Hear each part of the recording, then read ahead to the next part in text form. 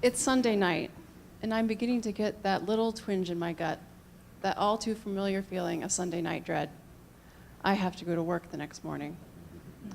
I hope this doesn't resonate with you, but if it does, you're not alone. 15 years ago, I began my journey to end Sunday night blues. That was when I, along with my husband Matt, and a business partner, started our company, Indigo Inc. With humble beginnings, we were starry-eyed and enthusiastic. Life was going to be different now. And boy, was it. Part of the driving force for me doing this was my urge to be the creator of my own circumstances, as much as that was possible. The problem was, Sunday night blues were still a thing, and now I had added stress more overwhelming than I thought possible. What has kept me moving forward is a conviction that I have a personal responsibility to be a positive force for change in my little part of the world, and being an entrepreneur seemed like a good way to go about this. Several years in, I began noticing some companies that seemed to take a different approach to business. I couldn't quite put my finger on it, but I knew I wanted to be like them. So I began reading everything I could get my hands on that might give me a better understanding of how they operate and how they seem to succeed in spite of questioning certain business best practice. The one that has resonated with me the most is Yvon Chouinard's Let My People Go Surfing. Yvon is the founder of the company Patagonia. In his book, he talks about how his personal values shape how he lives, and by extension, how his company operates.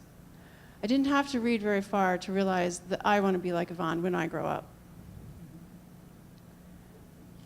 As fellow rock climbers, this book resonated with both me and Matt. For those who don't know, Patagonia has its roots in rock climbing. But we were having trouble wrapping our heads around how this might apply in our business. We were a small company with few resources. Our goal was to make money, and really, we were just trying to survive. And although we were bucking the trend by doing it as responsibly as possible, we weren't necessarily in it to be a nonprofit or a charity. We needed to overcome some classic zero-sum thinking. I found this is a common misperception of what it means to be a conscious business. So, what does it mean to be conscious? Literally, the definition is to be awake and aware of what is happening. To wake up. To consider how this reality impacts our lives, other people's lives, and the world around us. It's not easy, but it's not the same as charity.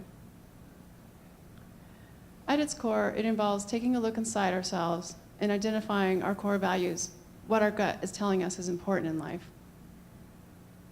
For me, those are things like care for the environment, wild places, and animals, which apparently started at an early age for me. Things like authenticity, fairness, equality, hope, creativity, and a positive and uplifting culture. Once we get a handle on what these values are for us, then taking a look at our everyday lives, what we spend our time doing, and the systems we have in place, and seeing if anything is not aligned with these values.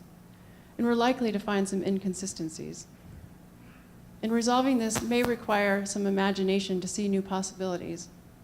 And you may need to spend some time talking with other people who have different perspectives to share.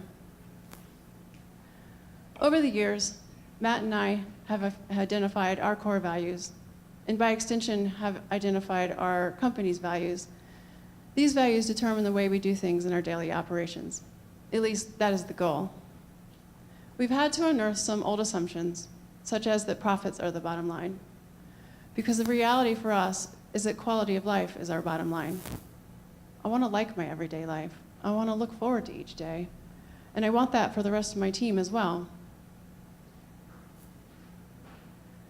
So back to those Sunday evening blues. This has become sort of a personal litmus test for if I'm living up to my core values. It's getting better, but it'll be a lifelong journey.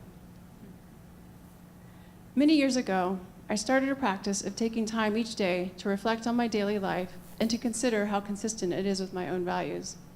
I encourage you to do the same. This practice has a way of bringing the big picture into view. So in closing, may your Sunday evenings be filled with excitement and hopeful anticipation. And may you wake up on Monday mornings ready to be a force for positive change.